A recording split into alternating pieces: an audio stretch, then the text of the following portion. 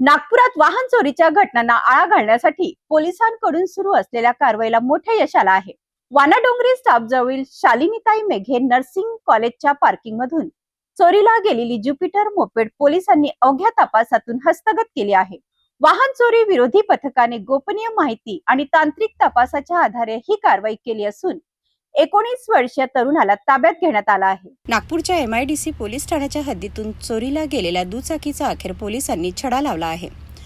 10 August रोजी सकाळी 9 ते दुपारी 4 वाजेच्या दरम्यान वानाडोंगरी स्टॉपजवळील शालिनीताई मेघे नर्सिंग कॉलेजच्या पार्किंगमधून ज्युपिटर कंपनीची मोपेड चोरीला गेली होती. या प्रकरणी MIDC पोलीस ठाण्यात गुन्हा क्रमांक 668/2026 नुसार भारतीय न्याय संहितेच्या कलम 303(2) अंतर्गत गुन्हा दाखल करण्यात आला होता. दरम्यान वाहन चोरी विरोधी पथकाने गोपनीय माहिती आणि तांत्रिक तपासाच्या आधारे संशयित अनुराग प्रवीण घाबर्डे वय 19 वर्ष याला ताब्यात घेतलं.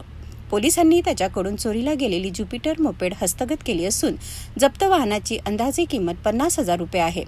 आरोपी आणि जप्त मुद्देमाल पुढील कायदेशीर कारवाईसाठी MIDC पोलीस ठाण्याच्या ताब्यात देण्यात आला आहे.